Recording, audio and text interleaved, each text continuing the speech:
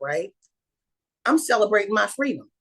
Caroline Levitt, the White House press secretary, had the White House briefing. They were still going on like business as usual.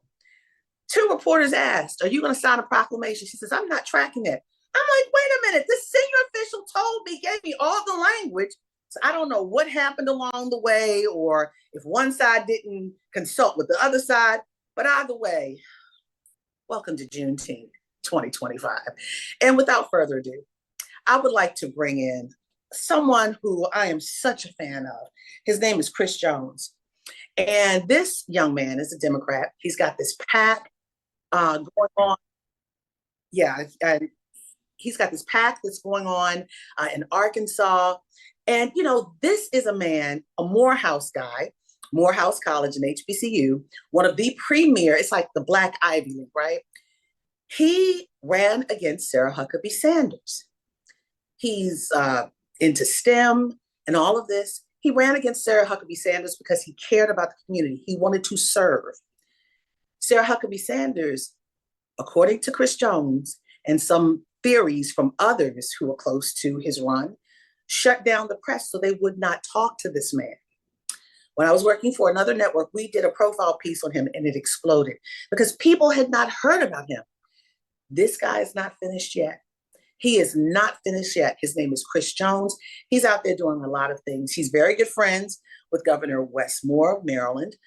He does a lot. He's got this PAC in Arkansas, and he also has this poll that he's going to talk about prayerfully, this poll that it's softening in Arkansas with white people for Donald Trump, believe it or not. So we talked about that this morning. And Chris is just amazing. So guys, I want you to send in your questions and comments because we are going to move this thing. And if you are on any side of the East Coast, you're getting thunderstorms. It is dark here in Maryland because normally I'm on my back porch. It's dark and it's thundering and lightning, but you know, we got this going on. So I want you guys to start sending in the chat what you want to talk about and what you want to hear and what you think about all of this Juneteenth activity. It's about freedom, and my freedom is peace today. And I'm going to give you this. Chris Jones is the Director of Community and Social Innovation at BCT Partners. He is the Director of Community and Social Innovation at BCT Partners.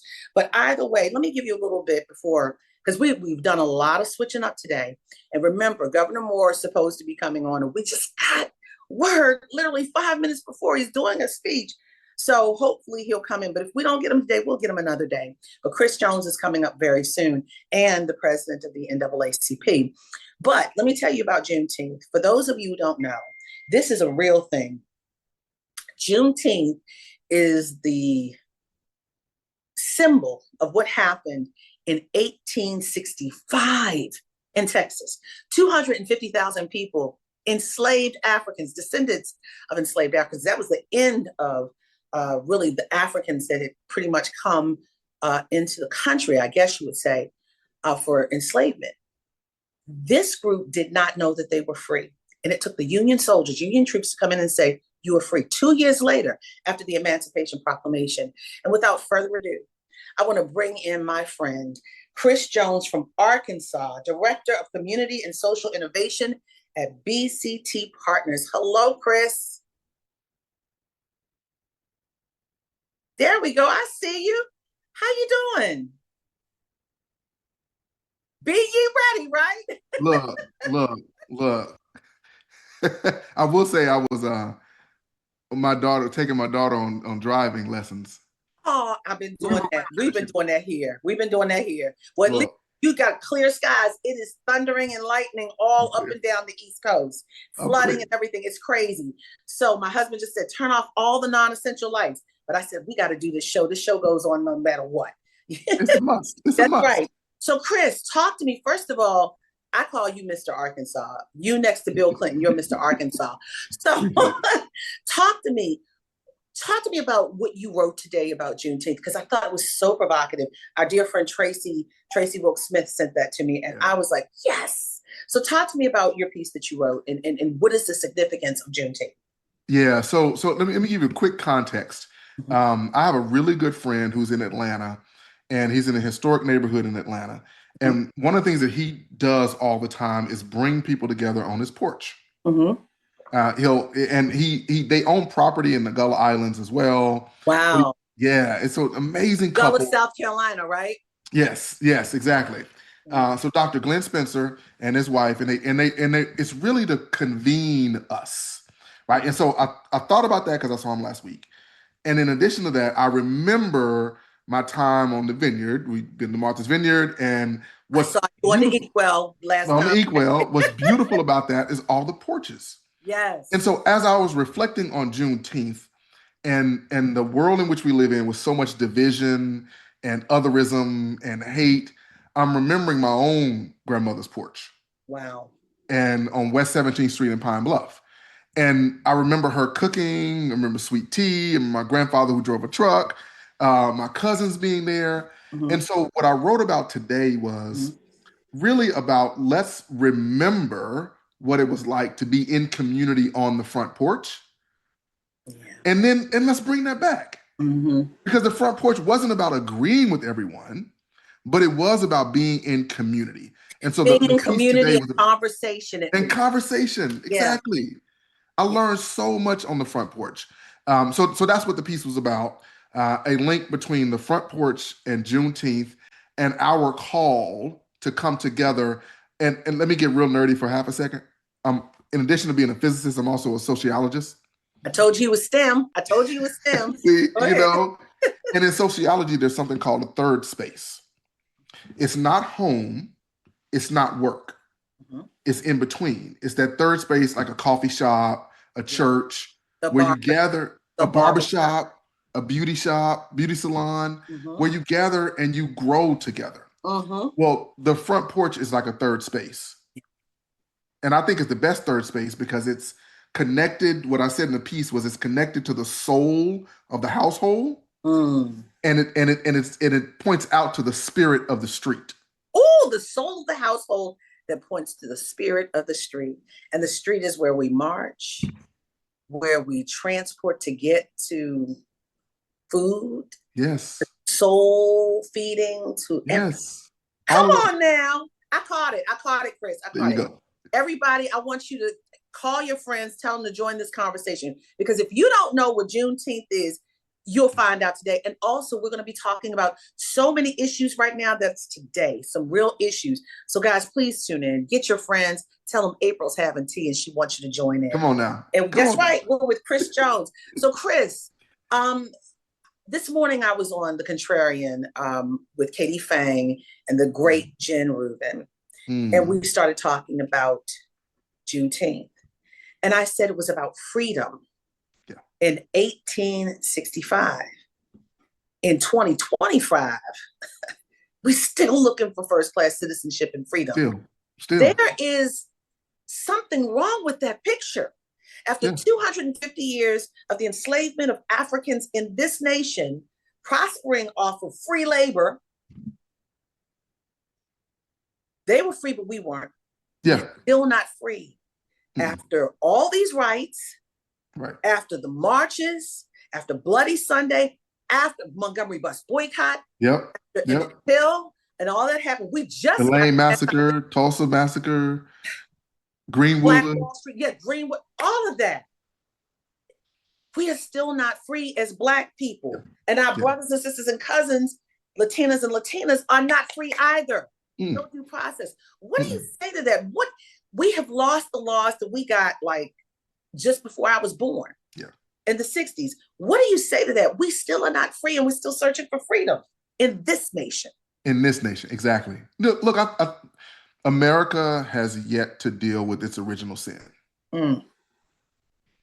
and and and we know from Scripture the wages of sin is death. Oh, yes. So unless and until we deal with the original sin of slavery, Mm-hmm. of enslaving humans in the most brutal, grotesque, and violent form of slavery that humanity has ever seen, Mm-hmm. there will always be a barrier to us progressing. And by us, I mean the collective country. Mm-hmm. Now, I do think that us, Black folks, um, have a strong sense of what has happened Uh-huh. and where we need to go. Uh-huh. And I feel like Black folks are using all the wisdom of the ancestors, all the technology of the now, and applying a strategic lens that I haven't seen in my lifetime or read about in previous lifetimes. I think we're on the verge of something. But we're also sitting out of a lot of these And protests. that's what I say. Exactly. Okay. Okay. That's part of the strategy. We tired. We sick Yeah. and tired. Yeah. Fannie Lou Yeah. Hamer said, I'm sick and tired of being sick and tired. Yes. We have But it's fought, strategic man, though. died. We've had the hose, the sting of the water hose on us, Yes. that fire truck water hose, the bite of the dog tear our flesh. We tired. We are tired. Now I will say this. Mm-hmm. Um, collectively, we're tired. Mm-hmm. Some of us need to sit out, and that's good. Some of us need to lift our voices more like you're doing, and that's Mm-hmm. good. Some of us need to be in the political space like I'm doing, and that's good. So we each play a role in this collective sit out that we're doing. Mm-hmm. And for some of it may not look like we're sitting out, but we're all a part of this play that's going on. So we are talking about African American freedom. Yeah.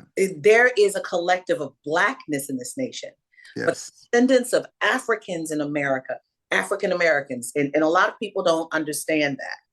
And we talk about the lack of freedoms, the anti-DEIs and the anti-wokeness, but then look at our brothers and sisters and cousins over Mm, who are just trying to go to work.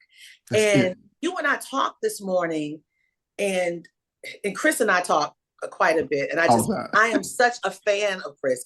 And the feeling is mutual. Thank you. I just think Chris is amazing, and I can expect more. Even Michael Steele, Republican, former head of the Republican National Committee, said this man is getting ready to do something big, and I got a feeling he is. Don't tell anybody, but I think he's getting ready to do something big. So stand by, because Sarah Huckabee was scared of him.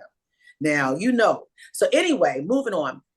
But if we're talking about our freedoms, we are, since enslavement, we never had due process. We were killed, strange fruit hanging from a tree, lynched by sheriffs Yes.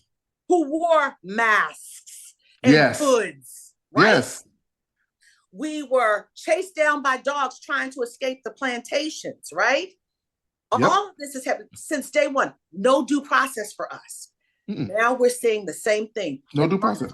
In the Martha's Vineyard, the place that you and I frequent, we saw the migrant workers running into the woods. Yep. Like slavery. Yeah. Trying to run from ICE, DEA, and FBI. Mm. I understand that they are in Arkansas. Sarah Huckabee, Right. Republican Governor Sarah Huckabee's Arkansas. Tell me about what's going on there. Look, they are coming in Arkansas, and particularly in Northwest Arkansas, because that's sort of the largest population of Hispanic the largest population of Hispanics in Arkansas is in Northwest Arkansas. Mm-hmm. That's where your Walmart is, Tyson Foods, and Wait a minute, the headquarters of Walmart, right? The global headquarters of Walmart. Oh, yes. Okay. Yes. And what's interesting, you mentioned Sarah Huckabee Sanders. She is actually fighting to build a 3,000 bed prison in the dead geographic center of our largest Hispanic population. So now you superimpose that, put that together with these ICE raids that are trying to detain folks, where they're going to send them to prisons, some out of this country, some in this country, but then it becomes the labor, because for them, it is truly a workforce development program. And that's what's sad. They see it as, we have a labor shortage. Where do we get labor from? Let's put these folks in prison and let's put them to work. So what we're seeing is, in some places, there's a coordination with ICE and an opening of the doors. But in many places, surprisingly, folks are fighting back. The mayor of Fayetteville said, no, we're not doing that. We're not doing that. And we have some really strong immigrant advocates. Irvin Camacho, and that guy, if you want to know somebody who's been on the ground paying for people to get bailed out when they've been imprisoned, so helping people with their legal fees, helping people understand their rights, particularly immigrants. He's on it. So you said I-49 yesterday. There were checks, traffic checks, because we're two of them.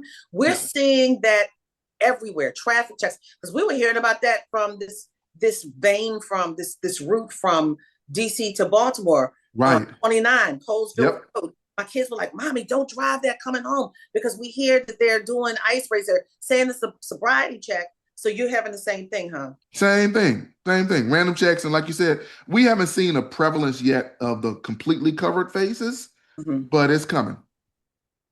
Well, let me tell you this. Oh my goodness. We've got a lot of people. People are saying they love you. Chris Jones, we love Chris Jones, and the best people come from Pine Bluff. Him and Rodney Slater. I was Hey, former Pine Bluff.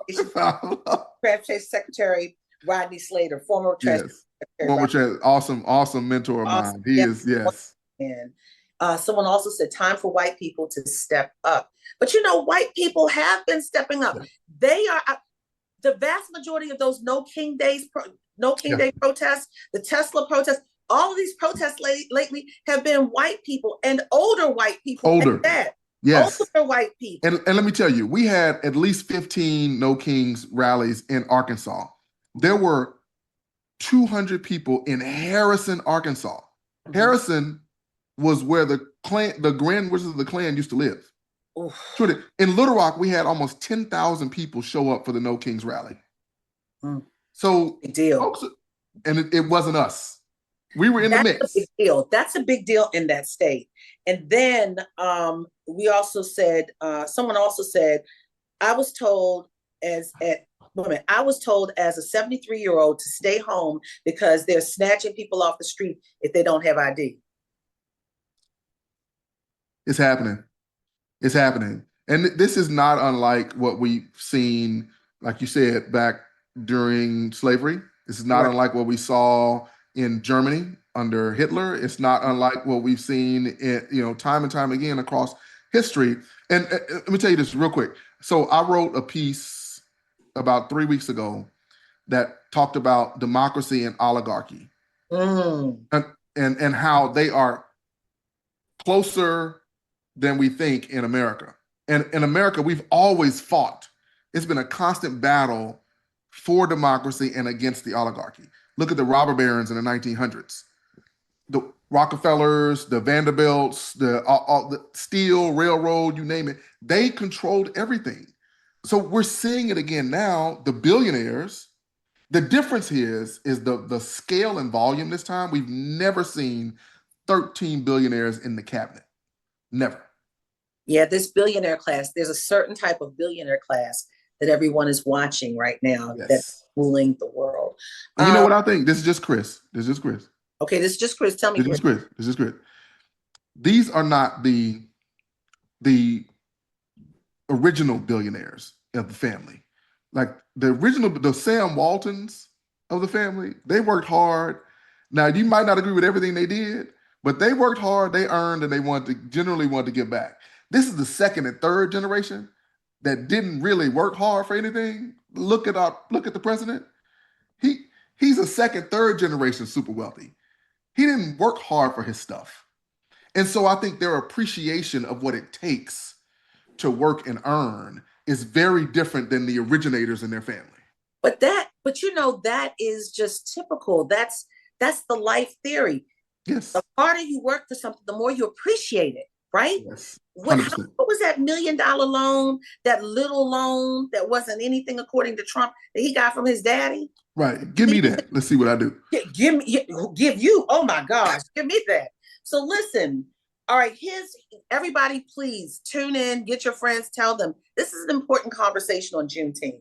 This is one of our 2 Juneteenth conversations, maybe 3 if the governor gets here. Is history repeating itself with convict leasing? With what? Convict leasing. It is. But I'll say this. I can't remember who was it that said history doesn't repeat it rhymes. History rhymes. And so at times it may feel similar, but there are often subtle differences that are important. Yeah. Now I also take that to mean, and this is for as we look forward, what I think what really happens is a blank space is left. Wow. And in that blank space, we write what will be. We can Yes. either write the same words, we can write rhyming words, or we can write totally different words. Jack and Jill went up the hill to catch a pail of water. We can do Does it that. fetch a Or pail? fetch a pail of water. Or we can say Jack and Jill went up the hill to fetch a pail of something else, right? Or we can just totally change it. The beauty is we have the power. And I want us to remember on Juneteenth that we have the power to write the next story, and it doesn't have to be the same one we had before. Are we going to get more prison contracts? And how can the GOP claim to be Christian? Hypocrisy. They got no shame. They got no shame. Look, that they would flog and beat and lambast Jesus Christ if he walked down the street, because they don't do red letter. They do red hats though. They do red hat. Oh, come on now. So, and then someone asked, are we going to get more prison contracts? I mean, the privatization, that is where the money is. Think about this. That's it. This is where the money is. It's a business. Guys, it's a business. It's it. It's in about reform, rehabilitation, recidivism. It is money. Look at Mississippi. Mississippi tried to pass a bill that said, if you are an immigrant and you get arrested and the feds don't pick you up within 24 hours, you could be imprisoned for life. Right. So when you combine that with Sarah building a 3,000 bed prison, when we're already understaffed across the state, and so why not staff up the prisons that we have now? We already got way too many people in. And let me add one other thing. She also passed a law that said no longer can you get time off. You get a sentence, you have to serve your entire sentence. What if Alice That ain't Johnson, Christian? What if Alice Johnson, the president's parole person, says, I want that person to get off in Arkansas? Is she going to step in and say no? Well, if it's from her dear leader, she ain't going to do nothing. Well, her dear leader made her beg real hard to get look. Y'all hurting, but that's a whole nother story. Yeah. I know. Guys, I want you to know this, and we got more from the chat. If we allow all this to keep happening, we will all be good Germans. Ooh, that was deep. That was deep. And yeah, that's real. If you don't know the reference, please look it up. Ooh, that's real. White Christian nationalism has bastardized Christianity. Yeah. And as an ordained minister, I 100% agree with that. And those of us of faith, of any faith, but particularly of Christian faith, have to stand up and call it out. Jeez. So let me say this, guys. Arkansas, I don't want people to take Arkansas as a joke. We had a former president by the name of Bill Clinton come from there. The Little Rock 9. Yes. That was pivotal in education. The integration of a high school. And some of them are still alive, like Ernie Green, dear friend of ours. Mike Huckabee is now the ambassador of Israel, the former governor of Arkansas, who's the father of the current governor. He got some good knee pads, but I'm gonna leave that alone. Let it go. Moving on. Let it go. Let me add one to Arkansas. Let me add one. Anybody who likes Ebony and Jet? John Johnson, Arkansas City, baby. Oh, wow. Arkansas City. Anybody who understands the movement that happened when we really began to unpack our history with roots. Alex Haley and George Haley, they spent time growing up in Arkansas. If you like the poetic words of Maya Angelou, come on now, Stamps, Arkansas. Okay, see, guys, Arkansas, there's greatness that comes out of Arkansas. But since you're talking about Alex Haley and roots, just down the road a bit, 45 minutes from here, in a little town called Annapolis, Maryland, Kunta Kinte came on the ship and was right there. And there's an Alex Haley statue. Children, because that's where Kunta Kinte got off the ship, came from the Middle Passage. That's right. Sold into slavery. That's right. God, this is that Juneteenth message.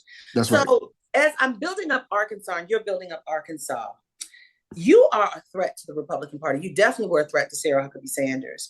And people need to know who you are. I want you to tell us a little bit about yourself. A kid from Pine Bluff who goes to Morehouse and then to MIT, and then becoming this powerhouse that made Sarah Huckabee Sanders afraid of you. Because I believe your trajectory is higher.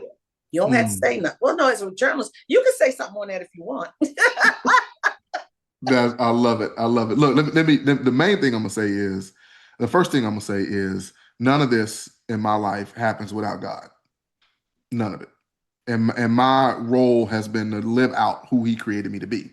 The second thing I'll say is, I don't get where I am in these last 2 decades without my amazing, beautiful wife, who's a rock star. And she is an Air Force veteran, emergency medicine physician. She's a state medical director for disaster preparedness. She teaches an exercise class. She is an awesome person. And all of that is to say, and I'm bringing that up for one, I believe we have to have faith and community in order to progress. Faith and community. Yeah. And I started there. My life started in Pine Bluff, 2 ministers as my parents, faith, and we had a deep family commitment. My family's been in Arkansas for over 200 years. So we know in South Arkansas how to be in community with each other. And all of that, I would look inspired by people. I was inspired by Martin Luther King to go to Morehouse. I was inspired by Ron McNair to want to go to MIT. And it Ron wasn't McNair, easy. astronaut. Ron McNair, the astronaut Ron McNair. That's right. That's right. Yeah, put some respect on that. And I watched his life, and I was moved by it. And look, it wasn't easy because look, in high school and in college, I worked at Foot Locker. I was on the front line working at Foot Locker because I needed to make money to make those final ends meet, even though I had a full You scholarship. were an average young man going through school. That's it.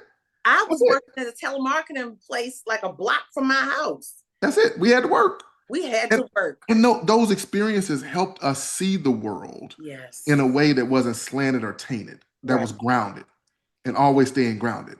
But my love for Arkansas brought me back here. I love the place. I think the people are amazing. I was given so much and I want to give so much back. And you're right about, that girl. By the title of governor. By the title of governor. Title of governor named Sarah Huckabee Sanders. And look, similar to what happened with second term of Donald Trump, people, one, forgot, and two, were willing to give a pass, give the benefit of the doubt. They gave her the benefit of the doubt. Oh, she has a name we know. Oh, she's connected to the Republican Party. They gave it, but now people are seeing, what did we do? That prison I talked about, it's in a county that voted for her about probably 80 or 90%. Oh my God. And they are mad. They are mad. So let's talk about that. You said it's a large portion of Hispanic, but you told me that you had some poll numbers that showed that the white Republicans who voted for Donald Trump, those numbers are softening. They're softening. They're softening. And you really find the softening with the moderates. A good 35 to 40% of moderates are like, no, I'm done. I can't do this anymore. So your moderates and some of your even more conservative Republicans, and the issue, why? The issues that are really ringing them, the instability of the tariffs. Yes. When you promise to bring egg prices down. The cutting of Medicare, Medicaid, and Social Security. We are an older state.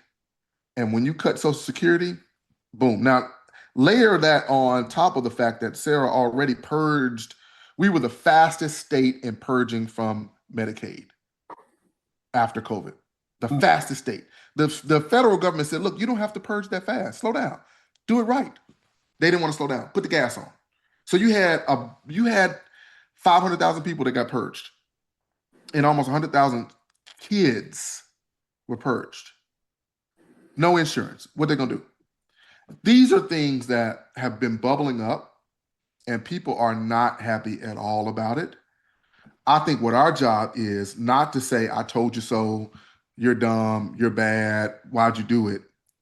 But to say, look, we are here. Yeah. And let's build a bridge to a better future, and let's do it together. Right? Yeah. Let's acknowledge that we're here, one. And two, let's acknowledge who got us here. Because I think that's also our mistake when we don't put the onus on the fact that it was the Republican supermajority, it's governors like Sarah Sanders, and it's President Trump who wants to be a king. That is why we're here. So if that's why we're here, that's what we need to change. And the Congress, they are what I call feck deficient. They are feck deficient. Feck deficient.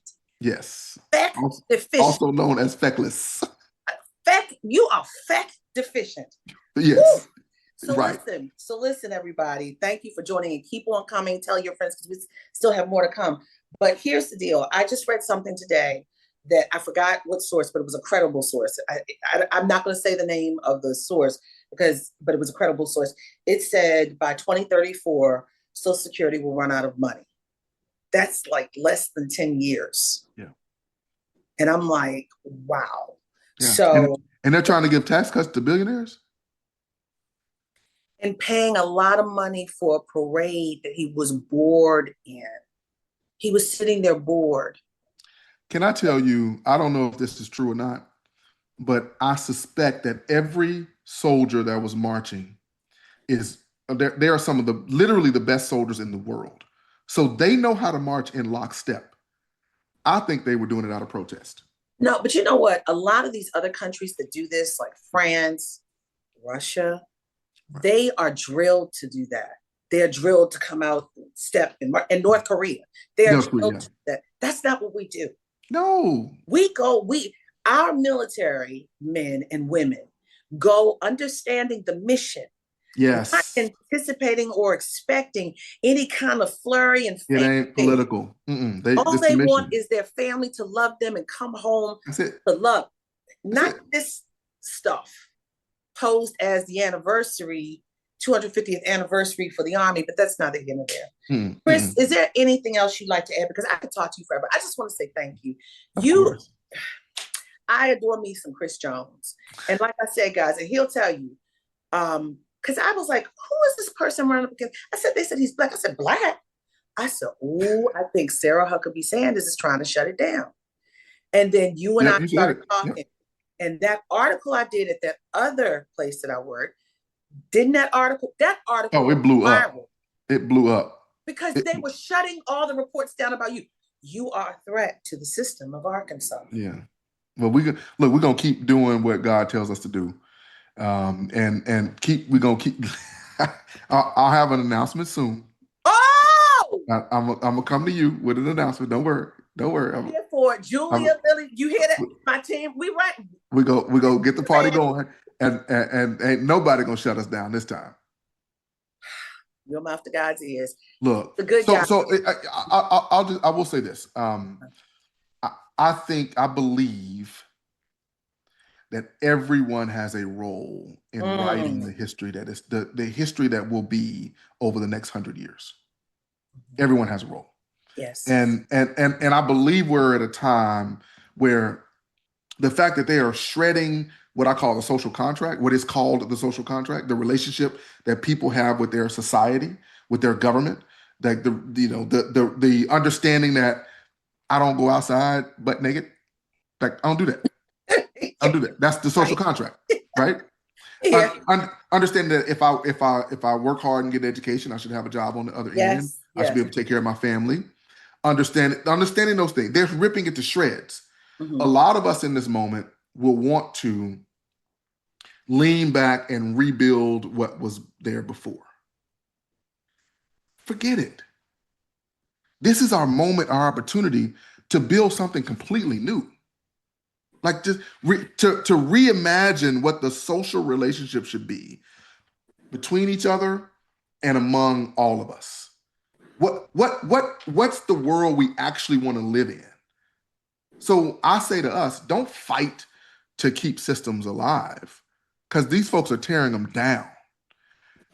Think ahead and say, what systems am I going to build that will create the world that we want to live in? And one last question. I know what you've already told us basically what you would say to Sarah Huckabee Sanders, but if you had an audience with the president, what would you say to him? Oh my goodness. That's a great question. Um, I think there are a couple things that I would say. You know, one, the minister in me would rise up and say, hear me out. You don't know if you're gonna like this or not. But Uh-oh. the minister in me would rise up and say, even though I know you don't feel loved, God still loves you. Oh, Because I think all of this is coming from the fact that his daddy didn't love him. oh His my. mama didn't love him. That's All some of real this. psychology right there. And He's an trying to unloved man. He feels unloved. and But trying to God prove still he's loves worthy. you. Trying to prove he's worthy. Yes, he's Trying to find trying. that love He's that trying. deep. Maybe I'll try that. Mr. President, do you know you're loved by God? By God. You got to be clear. By God. By God, right? Yeah. Not me, but by Yeah. God. Well, I mean, as the You president, love everybody. I love everybody. Yeah. But do you realize God loves you? He's going. What are you talking about, April Ryan? That's the Yeah. stupidest thing. Yeah. But it's real. Now, Mm. so and I probably would leave it at that. Really? Yeah. But you wouldn't complain about Medicare, Medicaid. You wouldn't complain about the migrant issue. You wouldn't complain about Sarah Huckabee and her prison. You wouldn't complain about that stuff. No, you know why? Why? Because his ears shut off, That's true. right? And unless you have a trusted relationship with him, Mm-hmm. even those who have trusted relationship with him, he doesn't listen to. That's true. So do I join the chorus that is complaining to him? He knows it. He knows it in his heart. He knows he's wrong. He knows people are mad at him. He knows that again his parents didn't love him. He knows that he is tearing this country apart. He knows all of that. What he doesn't know is that God still loves him and that it's never too late to change. Well, Chris Jones, in a brotherly and sisterly way, I want to tell you, I love you. I thank you. Love You you too. you showed up and showed out on just on the whim. We talked this morning, and we're talking about getting you on. And you were like, well, next week I'm out of the country. This is. I said, oh, I gotta get you. We gotta get you. But you know what?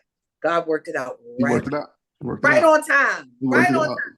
Ah, love you, love you, love you. I love you more. Chris Jones from Arkansas, Arkansas's finest, who's getting ready to do more. He's going to give me the story in my ear very The soon. tea, the tea. We're gonna give you the tea. The tea, because we're gonna knock the pot over. So, so Chris Jones, guys, look for him. He's director of community and social innovation at BCT Partners. How can they reach you, Chris? I'm on social media, Jones for AR. And You he's can, on Substack. yeah, I'm on Substack. My Substack is everything is rocket science. Says a rocket scientist. Okay. And you'll I think you'll enjoy it because I do tie things back to rocket science. I will say this. I do have one devotional out called Quantum Pearls, Okay. and I'm finishing up my second devotional.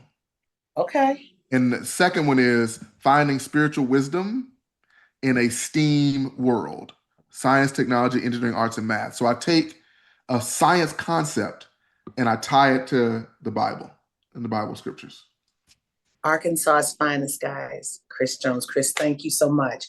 Guys, I'm telling you, this is the Juneteenth special. We've gone longer than we anticipated, but I thank Chris for joining because he knocked the pot over. He gave us some tea. He spilled the tea, and he's going to spill some more hopefully very soon. And he said he's giving us an exclusive.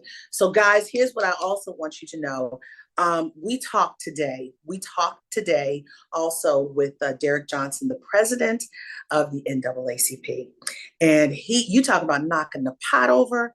He had a lot to say. So, guys, take a listen to this and watch. And tell everybody to join in. Watch this one.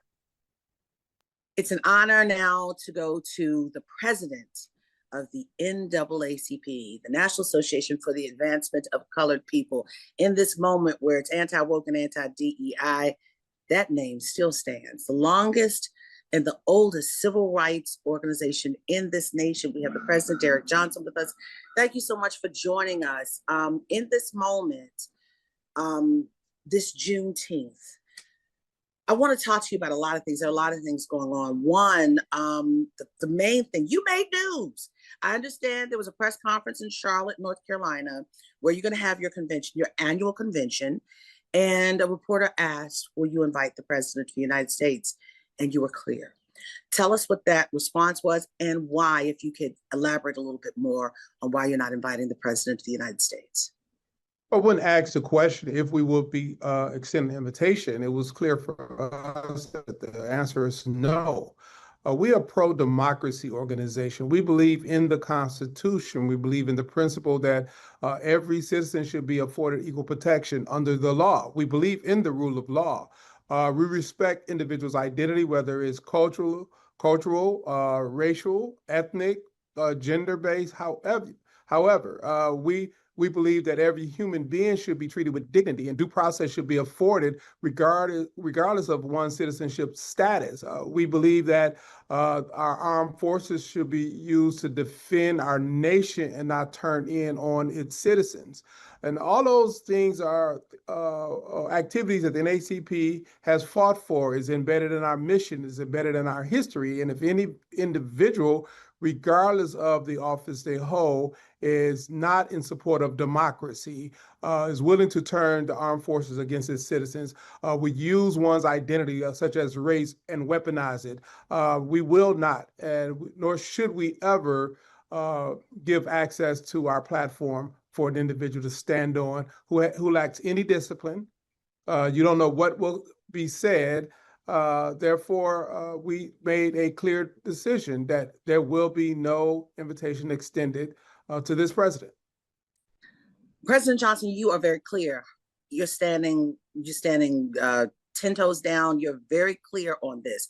But this is juxtaposed to, remember last summer, it just seemed like it was yesterday, when the NABJ, the National Association of Black Journalists, invited him and were hemming and hawing about what they were going to do with then Vice President Kamala Harris, and they ultimately invited her. Do you see damage done by Black organizations or organizations that represent people of color that invite this president to their conventions, and even in the past? But, you know, I don't want to criticize any other organization. I know what this organization's the principles are. We're the oldest civil rights organization in this country. We're the largest civil rights organization in this country. We represent individuals across the country in 47 states. We have active units. And so I'm guided by my members. And my members are the makeup of the Black community. They're old, they're young, their income levels across the board. They're janitors in schools, they're principals and superintendents in the same school. They're high wealth individuals. There are those individuals on fixed income. There's so many of our members who served in the armed forces. We are the Black community, and I am representing the Black community when I speak as clear as possible.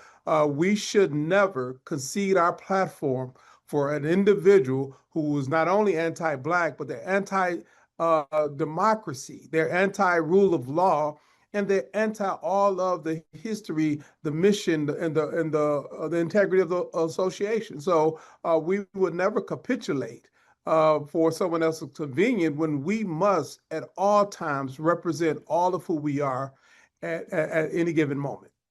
It'll be interesting this summer because summertime is when a lot of these conventions happen. And it'll be interesting this summer to see what all the other conventions do. But moving on, as you say, how you represent the Black community from all walks of life, right? Black people are not a monolith. African Americans are not a monolith. But as you are representing Black America, Mississippi is a place that you are focused in on as well. Can you talk to me about that focus? And I understand it deals with Elon Musk, the president's, I don't know if he's his former BFF or his, I don't know, trying to be worked out friend again. We don't know. What's going on with this lawsuit and why? But we're focused on how entities are setting up their operations in the backyard of the Black community. And in Memphis, Tennessee, there is a generation plant to support a data center for XAI. That generation plant was I understand it was said to Memphis and Shelby County authorities that it will be 15 generators. There's been evidence to show there's over 30 generators. Those generators are in violation, in our opinion, of the Clean Air Act, the Federal Clean Air Act. And now there's been an announcement to build additional generators just across the state line in Mississippi, in DeSoto County, Mississippi, will put more pollutants in the Black community, but also poison the air. Technology has advanced too far. We have standards that have created avenues for us to clean the air, not pollute the air.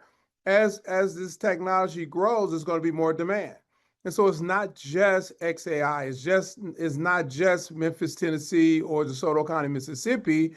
It is something we should all be looking at, because as these data centers continue to grow, the power source for those data centers should be something that reduces pollutions, not increase pollutions, and it should not be targeted in or in proximity of the Black community. What are the health concerns other than, I mean, I know it's air pollutants, asthma, is it cancer, what? It's all the things that you're talking about, generators that are being burning gas. There are other solutions. It costs more, but to protect people's health, to protect our environment, to ensure the longevity of communities, the investment is worth it. There's also a question of whether or not over time it will seep into the water, the clean water aquifer that's right below the ground there. All those things are important. And this is not a Black thing. This is a quality of life reality that what we must look at. We're beginning to see these data centers pop up across the country. The demand for energy is increasing, but there are standards that's been perfected over time, and every company should be required to live up and meet those standards. And that's all we're asking for in this case. So right now, today, 6 months into this Trump administration, almost 6 months to the day, right? What are the key issues for you right now that the NAACP is fighting for its community? The budget, the budget, the budget. Everything goes back to the budget that was passed by the House, that's now in the Senate. It would radically redefine the role of government. It would change tax policy, and it would take benefits from people across communities. It's not just a Black thing. When you're talking about limiting access to veteran benefits, that's not a Black thing. That's a thing that would impact individuals who was willing to sacrifice their lives to defend this country and protect this country. When you're talking about cutting $800 billion from Medicaid, you're talking about kicking elderly out of nursing homes and preventing access to critical health care for those who are in need. When you're talking about redistributing the wealth to the top 1% by taxing the bottom percentage of the population more, that's a redistribution of wealth for private profits. You know, public resources should be used to expand quality of life for the public good, not to benefit the very few super wealthy individuals who currently control a large segment of our economy. So this budget, this 10-year budget, have you tried to reach out to Republicans? Have you tried to reach out to the president? I mean, I know the NAACP has constantly had the ear of the presidents, or at least talked to presidents. Have you been able to reach out and express your concern to Republicans and or the president of the United States? Well, that's our job. This bill is going through Congress, and it is our job to. I'll be on Capitol Hill today. It's our job to talk to members of Congress about the impact the budget would have on their constituents. It's also our job to not get distracted by the tools of race, and we're chasing down the dark alley around some new announcement around DEI, and stay focused on the main thing. The goal of this administration was to throw so many things against the board to exhaust people, to distract them, so they can introduce this piece of legislation, this public policy that would do even more harm than I think most people recognize. We cannot be distracted by questions around someone's sexual orientation or racial identity or a trans bill. We have to stay focused on the money. It is the money and who gets taxed and who's not taxed and what those tax dollars are spent on, the regulatory policies around holding corporations accountable to keep our water clean, the air fresh. That's what's really at stake here. They use tools of othering to distract us or to distort the message, when the main thing should always be the main thing: public policy around the budget. And you're standing strong with our Hispanic brothers and sisters, our Latino brothers and sisters, Latino, and cousins when it comes to this immigration issue, because it's not just about brown folks, it's also about Black folks. It's about, as you said, the other. Talk to us about how you are standing and what you're doing, because I understand a lot of the Black state attorney generals in this nation are conferring with one another, talking about the Constitution, leaning on the Constitution. How are you leaning, not just leaning and standing with them, but where are you leaning when it comes to this immigration issue that not only affects brown people, but also Black people and people from other countries, Ukraine, Eastern European countries that get these work visas to go over to a lot of these vacation resorts, to include maybe Mar-a-Lago or some of the Trump golf courses? Well, I'm standing strong with the Constitution, and the Constitution is very clear that every person, regardless of citizenship status, are entitled to due process rights, and we're going to continue to fight for that. What we are witnessing is individuals being kidnapped and sent to countries. Many countries are not their country of origins. We're seeing people being kidnapped under an alleged gang activity and sent to a penal facility in a foreign country.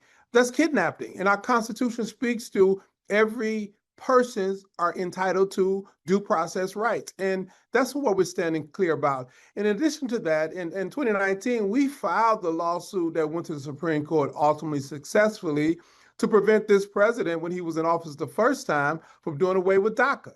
We filed that because we have members across the African diaspora. This is not just a Latino issue. This is a human rights responsibility that we provide people with due process, that if we commit to them, that if they meet a set of certain criteria and go through a process, they will have full consideration of their citizenships. We should not be in federal agencies arresting people who are going through the process. We should not show up to elementary school graduations so that you can capture parents, and the students are there who are actually naturalized citizens, don't know if they go home, their parents would be at home. It creates a level of chaos that's not consistent with our Constitution, not consistent with a sense of decency on how we govern in this moment. And lastly, thank you for joining me on Juneteenth. What are your thoughts about this day? What are your thoughts about this federal holiday that speaks of freedom, even freedom delayed, but speaks of freedom, and yet we've lost many rights, and we're not essentially as free as we used to be? Maybe have we ever really been free? Well, the concept of perfecting democracy has always been placed on the shoulders of the African American community. Even when full application of the Constitution was denied us, it was through the African American community to push the question of full application of equal protection under the law. Even the notion of Juneteenth, it was about a commitment that the system of slavery had come to an end. Individuals in Texas had not been alerted of that fact. And as a result, it was a push to ensure that the commitment that the system of slavery, which was also unconstitutional, must come to an end. But for most of Black America, and April, you may know this, the real freedom came at midnight, or 1863. And we call it watch night at the church. And we did watch night service year after year. Many young people not realizing that watch night service was when slavery actually ended. And we was there, our families, our ancestors were there, and they would watch, and once the clock struck 12, the system had ended. But unfortunately, in Galveston, Texas specifically, but in Texas, they had not been alerted 2 years later.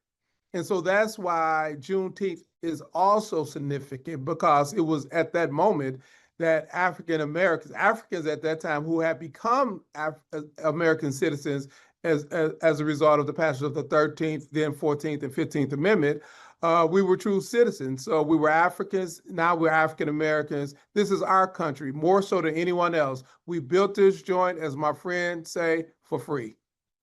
We built this joint for free. I get that. I feel it. I embrace it. I digest that.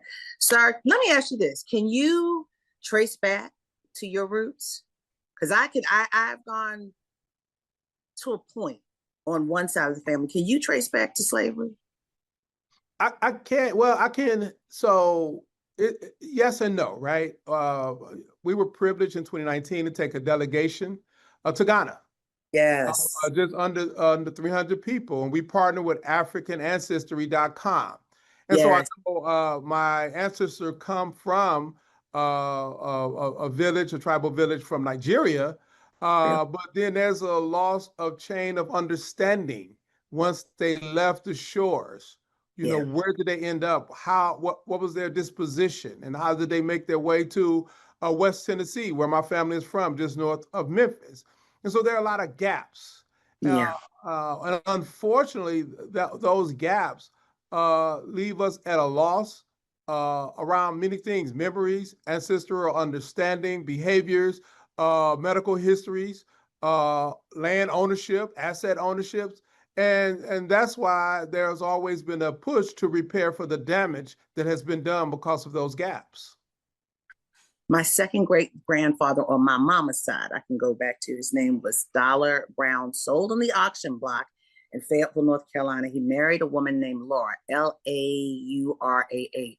And that's my connection to the vice chair of the board of the NAACP, who happens to be married to my blood cousin, Daryl Towns, Congressman Ed Towns, former Congressman Ed Towns' son. Oh, I'm getting it all mixed up. You know, everybody's cousin, sister, brother, mama, dad. You know, your cousin, one, is proud that y'all are related, and two, she won't let anybody forget it. So here we are. And I'm proud of her. I am proud of her. And I'm proud of all the work that you do. And standing up in every moment, good, bad, and indifferent. And we thank you, sir. And thank you for your time today, because it's important on this Juneteenth. And for everyone, enjoy Juneteenth.